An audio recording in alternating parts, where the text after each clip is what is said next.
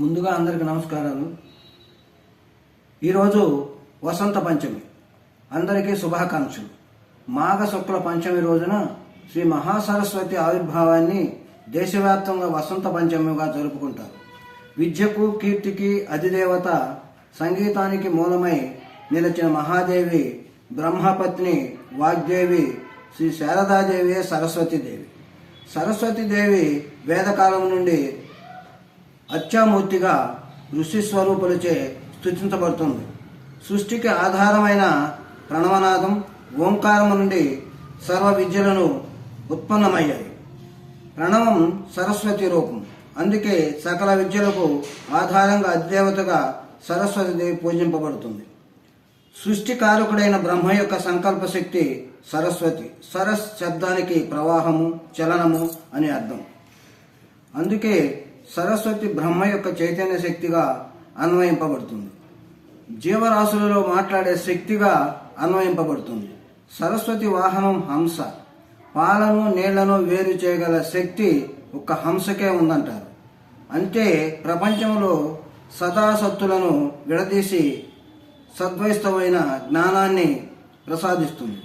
అర్థం వీణను ధరించిన ఆమె నాదరూపిణి. ఆమె దేహం రంగు తెలుపు. తెలుపు అన్ని వర్ణాల సమిష్టి రూపం. సరస్వతి సకల విద్యల సమిష్టి రూపం. సర్వజనులకు విద్య బుద్ధి నొసగే చదువుల తల్లి. కళలకు ఇలవేల్పు. శ్రీ సరస్వతీదేవి అవతరించిన దినమే ఈ వసంత పంచమి. ఆ సరస్వతీదేవి అనుగ్రహంపై ఎల్లప్పుడూ ఉండాలని కోరుకుంటూ వసంత పంచమి శుభాకాంక్షలు. ఇప్పుడు సరస్వతీదేవి స్తోత్రం. సరస్వతి నమస్తుభ్యం వరదే కామరూపిణి విద్యారంభం కరిష్యామి సిద్ధిర్భవతు మే సదా పద్మపత్ర విశాలాక్షి పద్మకేసరవర్ణిని నిత్యం పద్మాలయం దేవి సామాం పాతు సరస్వతి భగవతి నిశేషజడ్యాపః.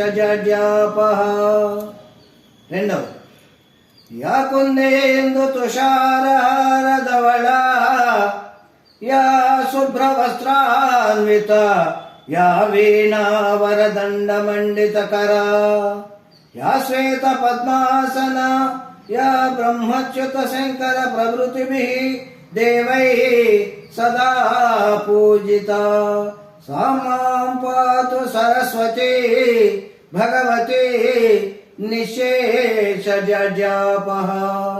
మూడోది మాణిక్య వీణా ముపలాలయంతి మదాలసం మంజుల వాగ్విలాసం మహేంద్ర నీలజ్జుతి కోమలాంగ్యం మాతంగ కన్యాం మనసా స్మరామి.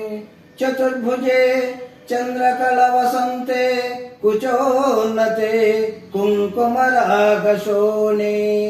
చంద్రేక్షు పాశాంకుశ పుష్పబాణహస్తే నమస్తే నమస్తే జగదేకమాతః.